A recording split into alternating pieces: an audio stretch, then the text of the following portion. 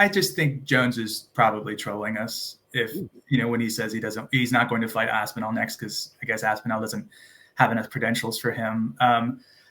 Jones talked about a move up to heavyweight for quite a long time, and to finally get there and then say, no, I'm not going to fight a heavyweight. I'm going to fight a light heavyweight / middleweight, and he might come up to heavyweight to fight me. I don't know if I really see the point in that. I think Jones is a smart enough guy to not really see a point in that either.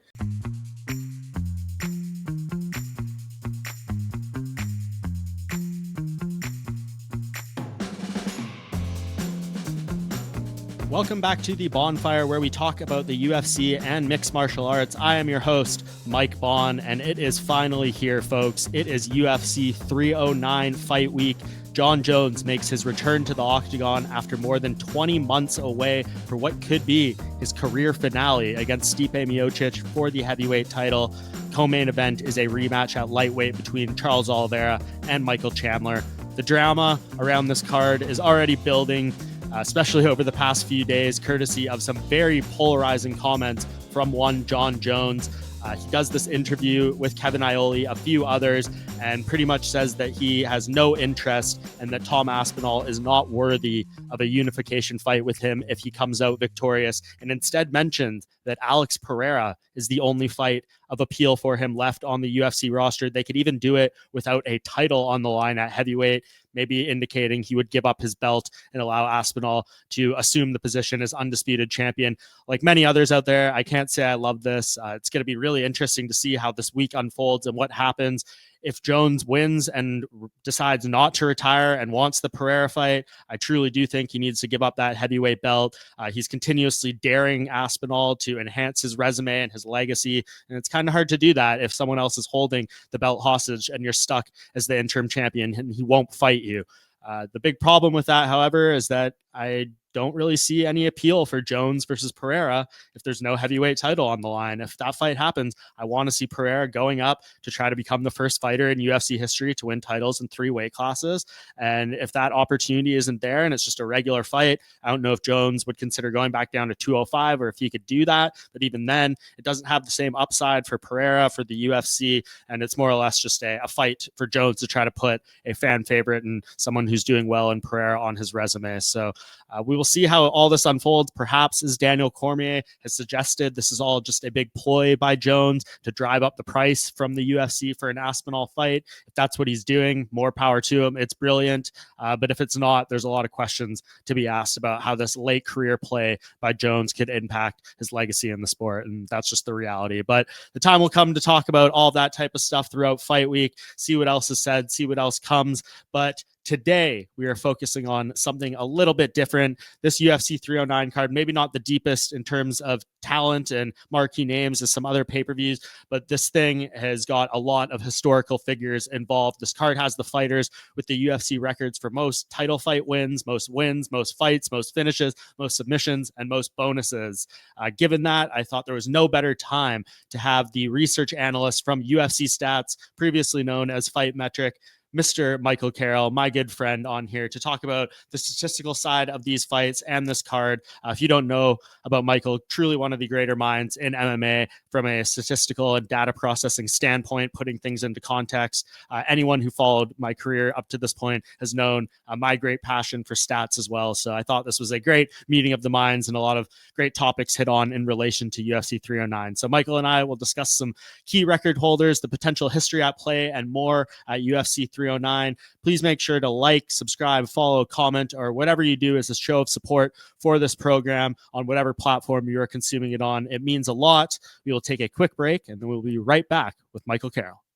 And we are back with one of my very favorite people in the sport, as I mentioned, Michael Carroll, UFC Stats research analyst, formerly known as Fight Metric to some of your old heads out there. Mike, man, thank you for joining the Bohnfire for the first time. How are you doing? I'm very good. I'm honored to be a part of this on one of such the early episodes. I wanted to begin things with saying Fight Cove, never die. Yeah. And I'm happy to be here. It's really good to see you. We used to see each other every once in a while when I was on the road and you were on the road. And it's been a little while because of COVID and other things, but it's great to talk to you again. Yeah, that pre-COVID era, man. It's like, it's almost crazy to think about, like, just different city every single week on the road. I know that's what people are like desperately wanting them to go back to now. It's almost hard to think like to even go back to that. I don't know if I'd be capable of what we were doing pre-COVID. Yeah, it was quite a grind. I was on the road at least a few times a month. I did pretty much every North American show. And then whenever pay-per-views went international, I'd probably be at those too. And I did that for about 7 years before COVID kicked in. And we figured out how to do most of what I do remotely. So I don't travel anymore, but I do miss it sometimes. It is a grind sometimes. And I miss the crew. The UFC crew is a tight group and they work their butts off. And yeah, those are great people. And it takes a lot out of you to be on the road a lot. I know you've had quite a few stretches of time on the road yourself. You're still out there a lot anyway. So yeah, man. I guess before we get into UFC 309 a little bit, tell me about that transition you guys made from, being at every event and having to input statistics, and whether it's in fight or after the fact, to what evolved to having to be, remote like everyone was during COVID. And it seems like you guys found some good ways and some good, paths to tracking data there. So I guess what was that transition phase like? Well, like most everybody, it was a bit chaotic at first. We didn't know quite what to do, but we saw it as a group, as an opportunity to challenge ourselves, to get creative and to try to solve a big task quickly, and to see how we could go forward with this. If we wanted to go back to the old ways, once we assumed the world would open up the way that it was pre-COVID, which it has, or if we wanted to kind of do a hybrid of some of the old and some of the new. And I think that's where we're at now. During COVID, we would travel far fewer people, as you would expect. And we figured out how to do a lot of what we do remotely. And now we have a good mix of people on site who do certain tasks, and then other people remotely who can stay remote and still get the job done at a really great level still. And I'm one of those people. So, yeah.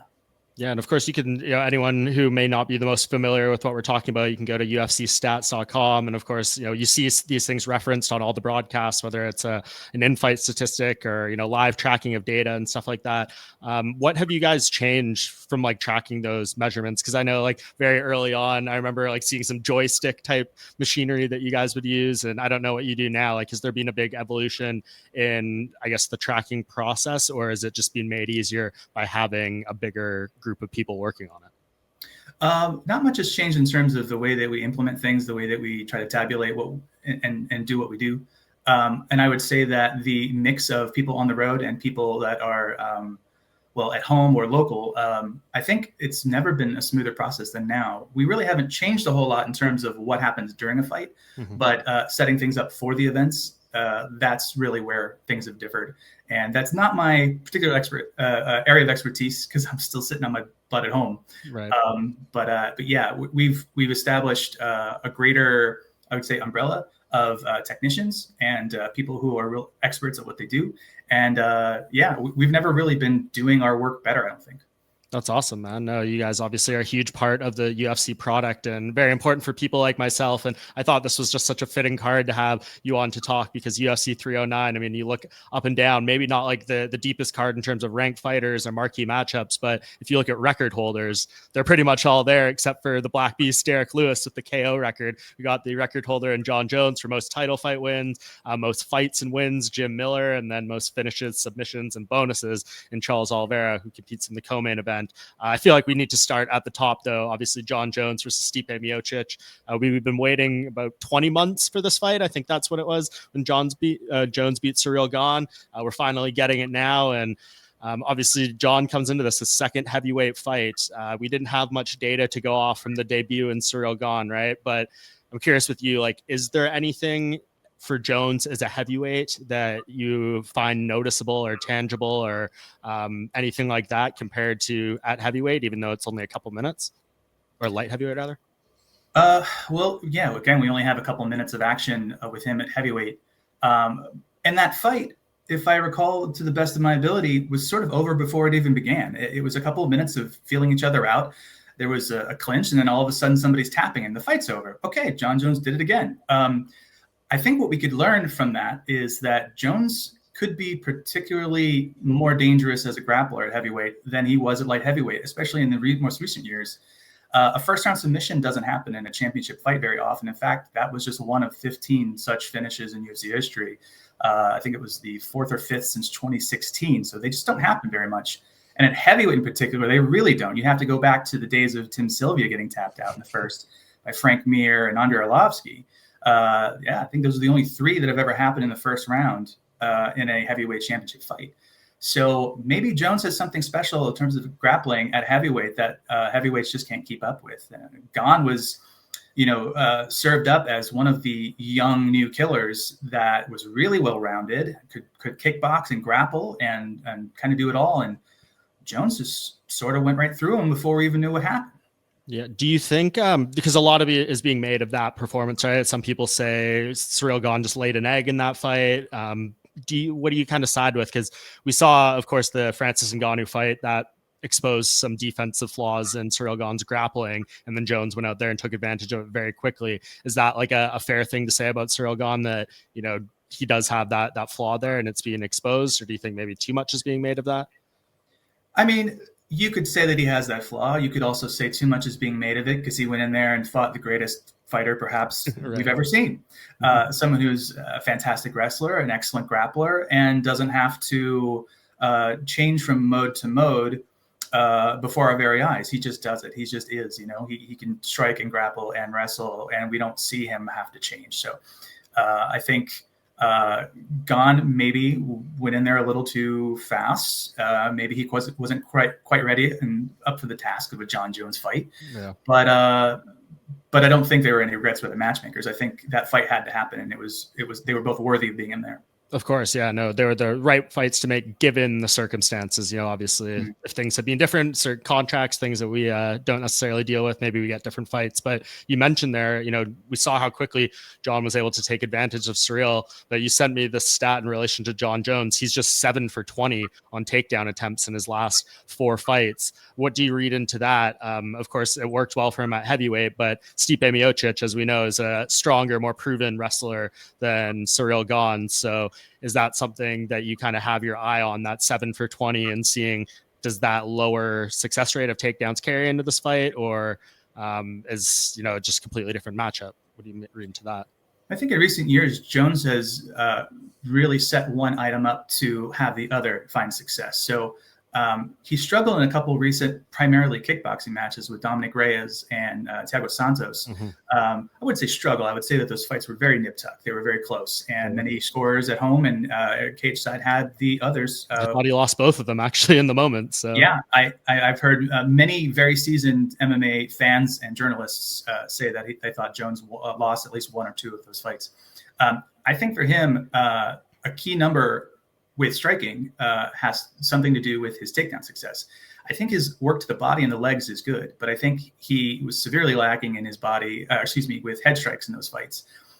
He was a little more efficient than both in both fights, but against Reyes and Santos, he threw 95 fewer and 60 fewer significant strike attempts to the head. Now, I think that lack of work up top, I think that doesn't lend itself to his opponents respecting his wrestling ability anymore. I think if he could find his way back to a higher strike output, at least toward the head, he might be able to find his takedowns as well. I think that's how Jones primarily has been acting in his recent years as a fighter. And I think that well-roundedness is what makes him special. He isn't a big one-punch guy. He isn't primarily ground and pounder, although he had a lot of success with that pretty early on. I think he, better than anybody, puts it all together. And I don't think he's put it all together in those recent fights, save for the Gane fight, which was over in mere moments. Yeah, that's super interesting. And yeah, obviously it spreads over a long time too, right? These fights we're referencing, it's over like a 5-year period and now 2 weight classes. The head strikes is definitely, I think, one of the key elements of this fight, right? Because I don't think Jon will even say himself that, he's not a big one-punch knockout guy. He's never been, no one's ever really given him that label. The times he has hurt guys with big strikes, Daniel Cormier, obviously a kick, things like that. And Stipe Miocic, that's where he, does his best work, right? It's like headshots, and the power there is more proven. We don't know with the time off what Stipe has been doing. It sounds like what I hear behind the scenes, like he has put in the right training, he's bringing in the right people, like he's done all of this right, and he's been looking good. I don't know how that translates at his age, but when you look at like paths to success here for Stipe and how he can counter things from Jon, is it his boxing success and the takedown defense that you think keeps him on track if he does find success in this fight? Yeah, I'd have to point toward Miocic landing good head shots, but also keeping it, keeping a good head body and leg clip, not becoming a headhunter. And then also take down defense. Of course, you don't want to be on your back against Jones. He can pass on you. He can land significant strikes on the ground like few have ever done. And I think that Miocic wants to keep this fight standing. I think he'll definitely have a power edge there. And I think that if he lands early, he could at least, if not knock Jones out, he can sway judges into giving him rounds, maybe not based on volume, but based on power. Yeah. Is there any value in Stipe trying to grapple at all in this fight, offensively grapple? I mean, we know Jon Jones's takedown defense is pretty much ironclad for his entire career. He held that record for years. And then I think finally someone got one on him, but it didn't really mean anything. Is there any, if you're Stipe's team, do you put any time or investment into like maybe just see what happens if we can get him on his back? Yeah, I think you have to think about everything when you fight Jon Jones. You can't become a one-trick pony who just wants to throw jabs and crosses. If you find yourself in a good clinch position, see where you can go. See if you can get a good trip or something going. Or if you can time a single or something, go for it, or double. I don't think that there should be a game plan, but I don't think that Miocic and his corner should limit him in any way. I think he's too good. He's a really talented fighter. He's arguably one of the greatest heavyweights, if not the greatest heavyweight in UFC history, perhaps all of MMA. A lot of people might argue. I say lean on your skills. If you see something open, go for it. Yeah, definitely agree. That would be extremely interesting if you got, top position on Jon. We haven't seen that pretty much at all. But you mentioned, kind of the history here for Stipe. If he wins this 3-time heavyweight champion, and we've only seen a 3-time divisional champion once, it was in this weight class with Randy Couture. Israel Adesanya failed to do that by beating Dricus du Plessis, but this doesn't come around very often. What's your siding on the argument of it's very impressive to reclimb twice, but that also means you've lost the belt twice, and maybe people look at that as like a hit on your legacy of sort. Do you think it means more to me as seeing the sport unfold for so many years and how hard it is to reclaim a title, especially if it's not in an immediate rematch situation that we see sometimes. I know that's how Stipe got his second reign, but what's your thoughts on kind of that argument? I'm all for giving someone their flowers when they're able to hoist gold over their belt after a fight. I think if you do it 3 different times against 3 different people and 3 different eras, I'm not sure it really matters to me. I'm impressed.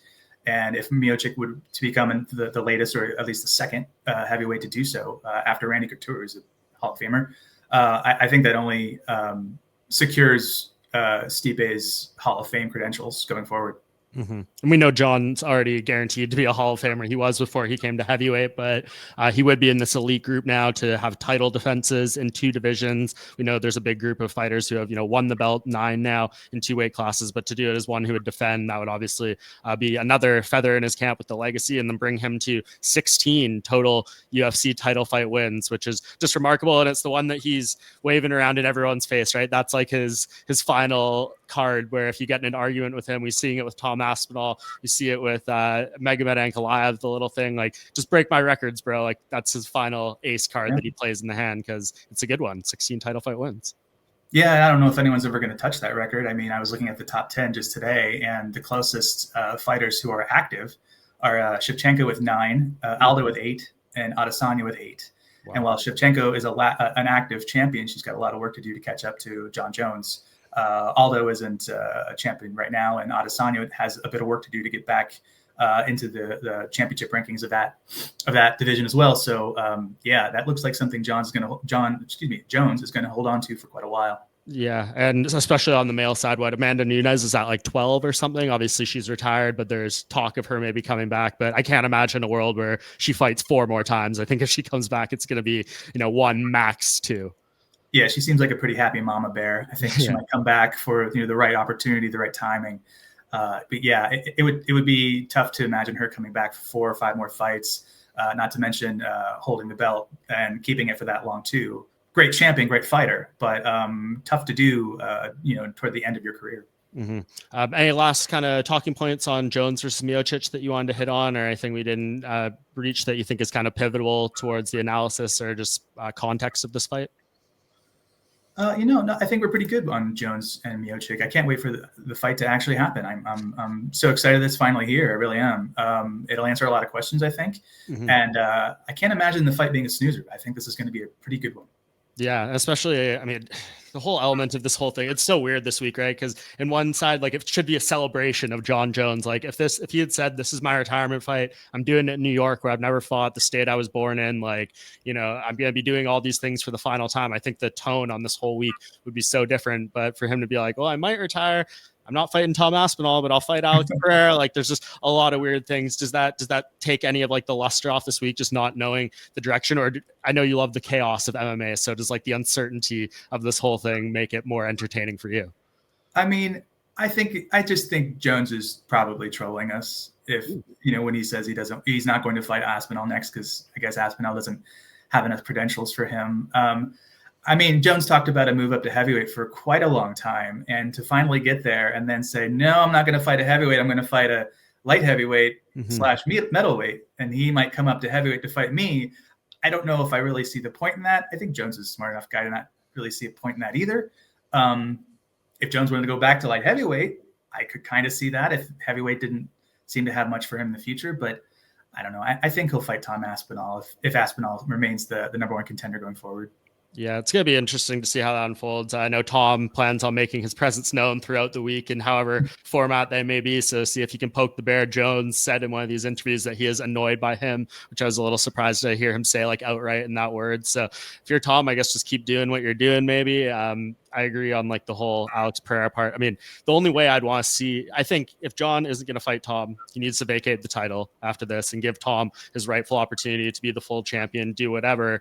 But if he's going to fight Alex Pereira, I only want to see it if it's for the heavyweight title, because then you're having Alex Pereira come up and do the 3-division champ thing, which would be never done before. Jones versus Pereira just as a normal fight without a belt on the line at heavyweight. Like obviously if Pereira can win, it would be huge, but that doesn't really do it for me. Yeah. And especially if you're the UFC, like, we're going to let Jones destroy our next big star here and then retire. And then what does Alex do? He's just lost his luster and all that. So I don't know. It's a weird situation. That's, I think, what I'm most excited for this whole thing to kind of unfold and see what we're actually going to get. But if it is Jon Jones' last fight week, it would be nice to know that we can actually embrace it even more. Yeah, and it being at MSG, you're right. It would be nice to be able to give him his flowers and heraldry this week and really build this up as perhaps Jones' last fight. And that's why I kind of feel like it's not going to be. I think he's still got at least 1 or 2 more fights in him. Not necessarily physically wise. I think he could fight for quite a while if he wanted to. But I think, he has to ask himself how much more does he want to accomplish and how much more risk does he want to take giving to his body before he can walk away from the sport relatively healthy and unscathed. So yeah, I think we'll see him after this week. Yeah. And you mentioned, I guess just last thing on this before we move on, the physical part. He did say in an interview, which I thought was very intriguing, that he's lost like noticeable power in his upper body after the shoulder and the elbow surgeries, which you don't hear a fighter say that. He thinks he's still very strong, he said, and makes up for it the other ways. But it seems somewhere in the back of his mind, the effects of those surgeries is there for him. And they weren't, unsubstantial surgeries. He's been away for a year. He got his whole stuff redone. So you have to wonder about that part too. Yeah. I think for him to go public with that and say that to someone means that it's something he thinks about all the time, for that to spill over the top, so to speak. That'll be interesting to see if his physicality is where we expect it to be, especially at heavyweight, especially fighting a bigger, stronger person. Yeah. And those New York commissioners better let him tape those damn toes because he won't make the walk otherwise. That's what he said at the last press conference. He was like, I'm giving a heads up to all you guys. Like, I tape my toes or I don't step in that cage. So I know there was some drama there last time, but yeah, he's definitely got his wear and tear, which makes the fact that he's done what he's done so incredible, let alone all the other stuff he's done to his body that does not need to be mentioned. So pretty crazy stuff with Jon Jones. He is, of course, one of a kind, very unique, my GOAT, and he can enhance it this weekend. But I don't think Stipe Miocic is this dead body just being dragged into the cage that some people are making it out to be. No, I don't think so. I mean, whether the time off affects him or not, we really can't tell right now. But what you said, that his training camp is, they've got him really peaking and focusing on the right things. I think we're going to get a really good, earnest effort from a former heavyweight great. I think he's too proud to put himself out there and not show something to the people. I don't think he would stick around too long unless he really knew he had something to provide in the fight. And I hope that happens. I hope even if he loses in the first round, I hope the minutes leading up to it are like competitive and he shows something, just so people don't completely, drag on this whole situation even more. But nevertheless, one thing that will have no negativity around it is a Michael Chandler fight, because this is the most positive man you will find in the sport. Don't need to go back and recount all the Conor McGregor stuff. That's been done. Bummer for him. He took the risk. It didn't work out. But for him, he says that these 2 years he's been working diligently and he's like a different fighter than he was before. Fighters will say that it's hard to reinvent yourself completely at 37 years old like he is. But if you look at Michael Chandler's first 5 UFC fights and he says he's reviewed the tape, he's made these drastic changes, what do you think would be the biggest asset in his game to make adjustments to going into these fights? Is it just striking defense? Move your head. Yeah. And don't get into a firefight if you don't have to. He can be a tactician. He's got skill. He isn't just simply a brawler in there, and sometimes though he seems to lose track of the game plan or what's best for him. He's got a 0-3 knockdown ratio in his losses in the UFC, and he's got 2-0 in his wins. It's sometimes just as simple as that. Don't get clipped. Don't get knocked down. Charles Oliveira, while a very dangerous fighter in practically every way you can think of, is not somebody who I classically think wins rounds a lot. He finds some way to finish you, and things are over before you thought they had begun. But he doesn't go out there and kickboxes for 3 rounds and grits out decisions, or does the same with wrestling. I think Michael Chandler can do that, but he can also finish you. So if Michael Chandler sticks to a game plan that keeps him safe, and I don't mean boring, I don't mean, wrestle heavy necessarily, but something that minimizes a little bit of risk, he can get his hand raised. He can get his hand raised against anybody, I think. He's a super talented guy. Yeah, he does. He's a coin flip when he goes in there. And that's the one thing, I've criticized him in the past, just being like, he should win most of these fights, but he seems to make, poor fight IQ choices and things like that seem to really cost him. But the 5-round element of this, I want to say favors him, but I'm not really sure. I can't imagine this one goes 5, just given the way these two go together. But yeah, like a long layoff at his age. But he's got to have all the motivation here. I mean, he's already fought this guy. He had major success against Charles Oliveira when they fought. So yeah, I don't really know what to think of Michael Chandler here. He seems to be doing everything right. He looks in ridiculous shape as always, and this is a hugely important fight for him. But just anything that's not Conor McGregor, I just imagine where his mindset's at and the work it's taken to shift focus. I think he knows he has some work to do. 2-3 in the UFC isn't going to cut it. And, he's not going to be around for many more 5-round fights, whether it's a co-main or the main event or a title fight, unless he starts racking up a couple of these big wins. And I think he realizes this is his opportunity to make his presence felt once again in the division. We'll see, though. He's fighting one of the trickiest outs in UFC history, as far as I'm concerned. Somebody who's only gotten better and better. A talented guy in Charles Oliveira, who started off with some flashy wins, some pretty flashy losses. And then it seems at some point along the way he found himself, and he started stringing together not only some good wins against average UFC talent, but then he started to finish guys who were in the top 15, top 10, top 5, and became a champion and proved that he belongs amongst the elite, if not the division, maybe the UFC history. Yeah, no, one of the all-time greats. I mean, I read some of his records off the top. He's got many, many more. I mean, from the unique to the unorthodox to just the uncommon, all these different things. What is your favorite Charles Oliveira statistic, would you say? Because he's got so many of them. It has nothing to do with strikes or takedowns or button pushing or anything like that. It's 19 bonuses, more than anybody in UFC history. It's just a testament to how exciting this guy is. Win or lose, finish or decision. Every time he goes out there and fights, you can't miss it. He's just one of a handful of fighters that you really never want to miss. And 19 bonuses is crazy. I mean, 3 fight of the nights. Fight of the nights, usually we give those out to fights that go the distance, things that are sort of back and forth affairs. There aren't many of those in his career because he generally finishes opponents. 13 performance awards and 3 submissions of the night, if you're OG enough to remember those days. But yeah, 19. It's unbelievable. He's always fun to watch. Yeah, he's, I mean, one of the greats. 13 performance bonuses is absolutely insane, and just goes to show that he's usually the hammer in there, but he's been the nail and he's come back. You know, I think we're a little bit past the Charles Oliveira phase of he quits and fights and things like that. I think that's been disproven given his title reign and all that stuff after. But since coming back to lightweight, he's not lost 2 in a row here, and he's kind of got a little bit of back against the wall. But he obviously lost the last one against Arman Tsarukyan at UFC 300. I don't know. Do you think that brings anything out of him, especially fighting a guy he's already beat? That's got to at least give you a lot of confidence in the ability to rebound, I think.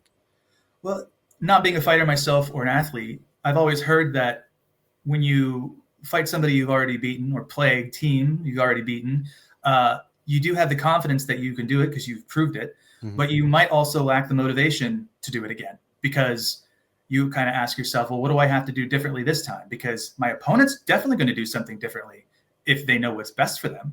So I don't know if Oliveira, I can't get into his mind about it. I don't know if he is psyched for this fight, so to speak, but we'll see. I don't really honestly see him going out there and laying an egg. I can't remember the last time he really ever did it. And again, like in his early days when he was far more reckless and still exciting and dangerous, but more reckless, you know, he might go out there and make a pivotal mistake, or that immaturity you kind of alluded to earlier when he would go out there and either lose, you know, his gas tank or his will to really want to battle back.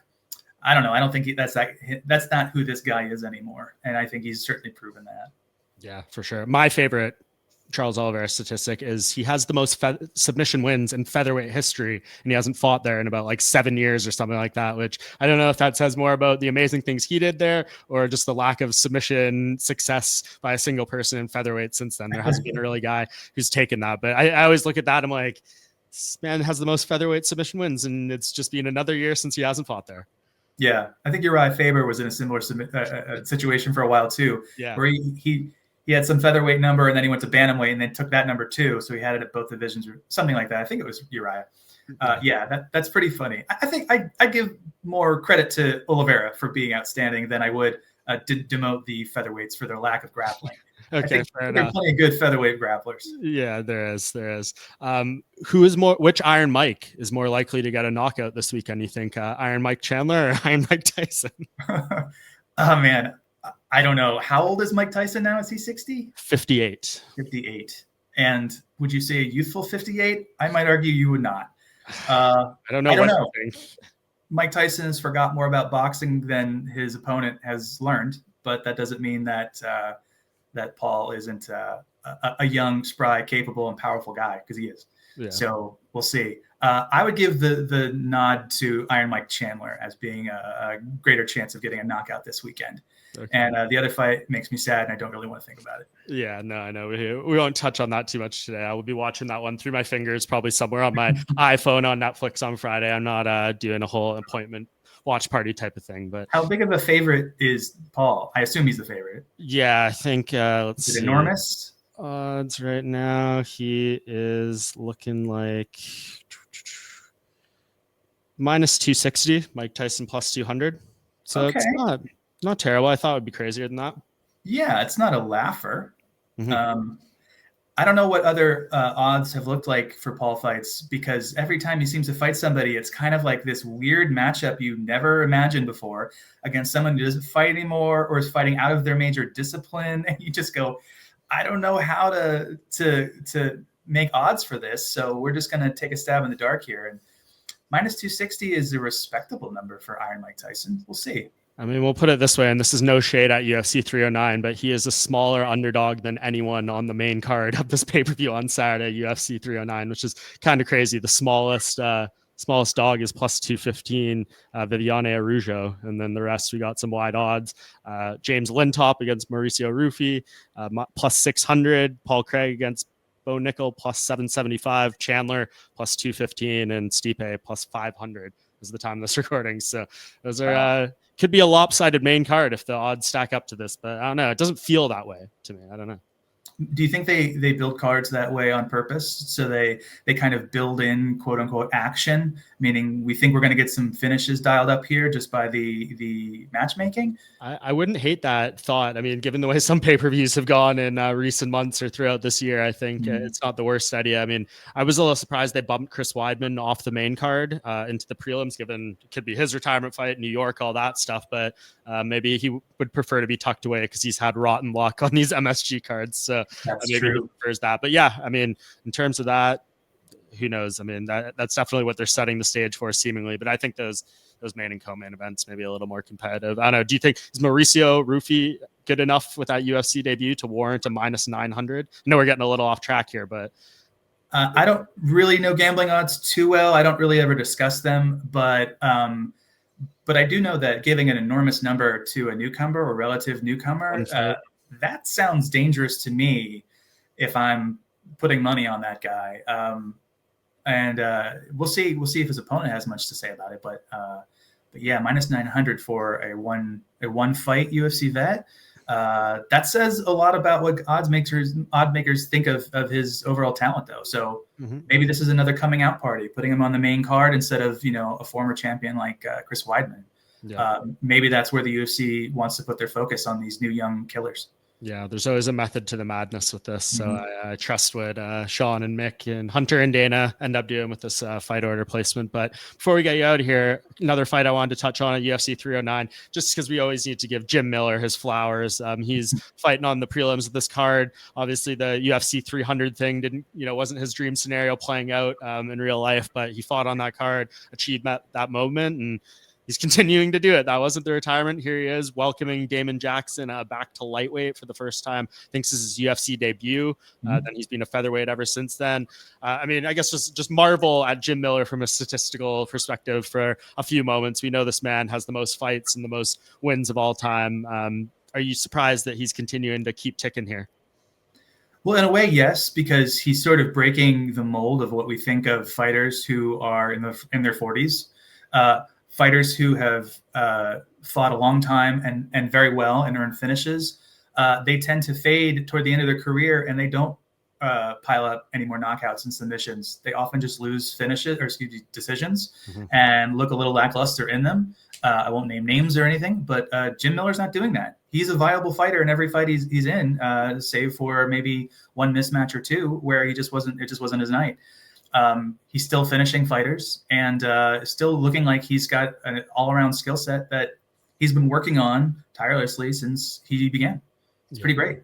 Yeah, no, he's remarkable. He's one of a kind. I know like the 300 thing was a big milestone for him, and then he kind of has started to reassess the goals again. I'm curious to see what he says this week as we chat more with him, but you kind of look at his resume and that 50 UFC fight marker isn't terribly far away, 6 away, and then he only needs a few more to get to 30 wins in the UFC. Do you think he hits one of those, both of those, none of those? What's your gut say? I have a feeling that the fights and the finishes, or excuse me, the fights and the wins will come in one and the same. I think matchmaking going forward, I don't think we're going to give Jim Miller, any top 5 fights or anything like that.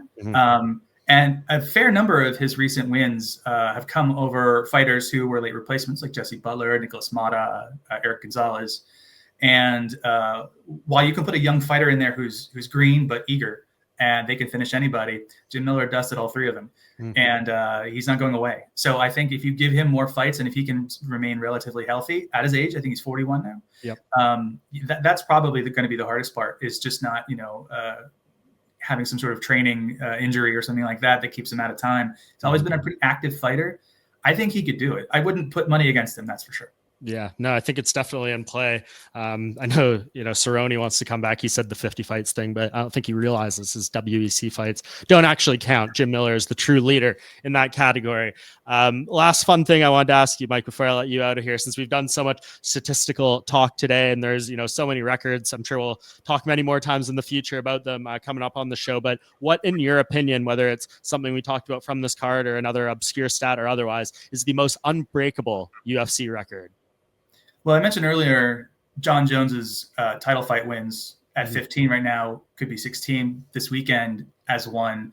I think, though, the first thing that came to mind when we thought about this question was Max Holloway and his significant strikes landed. He's at 3,457. Now, to put that number in context, the guy in second place, Sean Strickland, is at 2,069.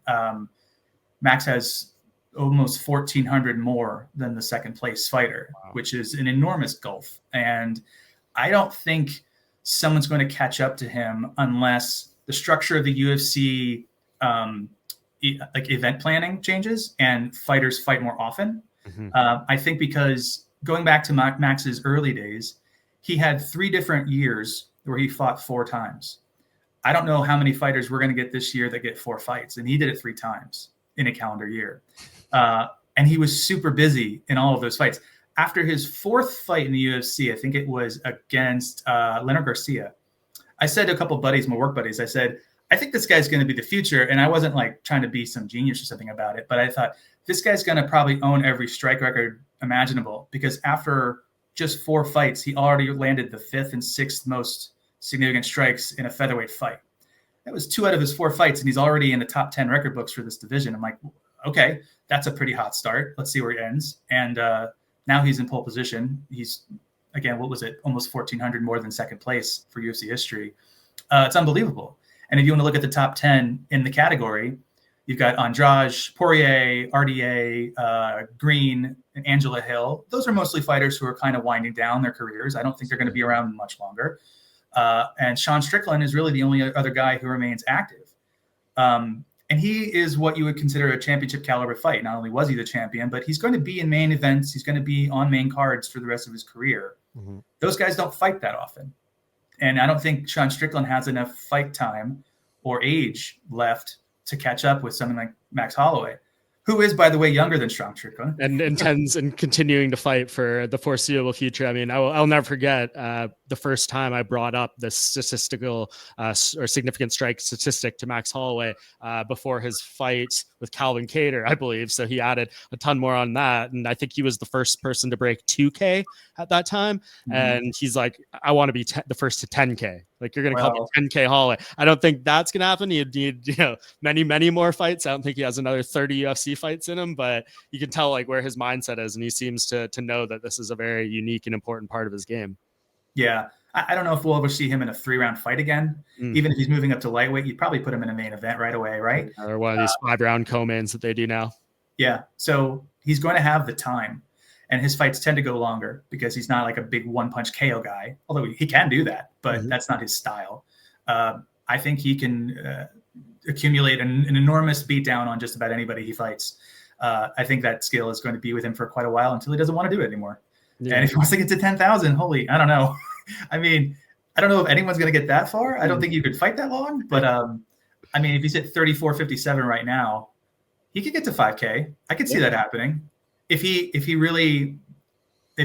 I don't know what his sparring style is like. I don't know if he takes a lot when he trains. You probably know. He's so he went that stretch for a long time. They're like after all that stuff happened with the Brian Ortega fight being canceled on fight week and like the health issues he was going through. I think he really pulled back on sparring and didn't do it for several years. And I think he said that's like what brought out that crazy performance against Calvin Kattar as well, like all those pent up non-sparring times. But he said he brought it back for the Gaethje fight because he's like, this guy is so scary. And then he did some for Ilya as well. So yeah, he took a few years off there, which is something I know Robbie Lawler did in like kind of the championship, slight post-championship run of his career in the UFC, and then he brought it back towards the end as well. So I don't know. I mean, these are guys with very high impact styles and things like that. So I'm sure over time it's got there, especially if you're a Robbie Lawler who has probably done more sparring than anyone needs for a lifetime in the Miocic days and things like that. Sure.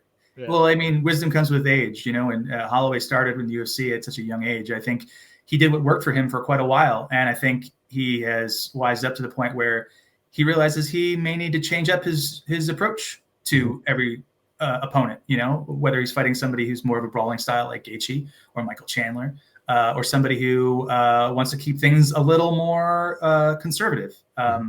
So yeah, that's interesting. I think I'm excited to see what happens with him at lightweight, because I think he could really make a run there too. I don't know how much that cut was killing him, but it always looked like it took its toll. So we'll see what he does at lightweight.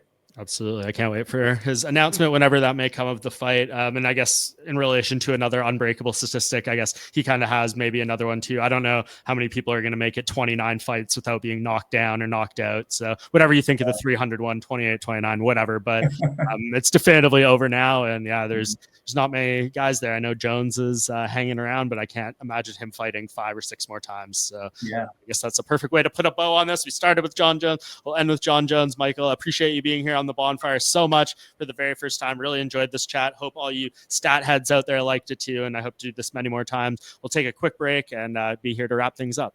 And that does it for this UFC 309 Fight Week edition of the Bohnfire. I will be in New York for MMA Junkie covering this event, and it should be a lot of fun as always. Media Day on Wednesday, press conference on Thursday, official and ceremonial weigh-ins on Friday, then of course the fights on Saturday. Will this be the last Jon Jones Fight Week I ever cover? It might just be. And if so, it's kind of crazy to reflect back on this image from 12 years ago, the first Jon Jones Fight Week I covered. If we could do a little throwback moment here, that was just down the street here in Toronto prior to UFC 165, where he fought Alexander Gustafsson in their all-time UFC Hall of Fame fight. It's been a wild, entertaining, and oftentimes tumultuous journey with Jon Jones since then. And even though there's a lot of mixed feelings about this fight against Miocic and the situation with Tom Aspinall, I think it's important that we keep in mind this could be his last fight week for one of the GOATs, in my mind, the GOAT of our sport, and seeing him what he does best one last time. I will be back next week with another episode of the Bohnfire to reflect and digest it all at UFC 309, see what's going on going forward. Thanks so much to the great Kamikaze for producing the program, and I'll talk to you all next week.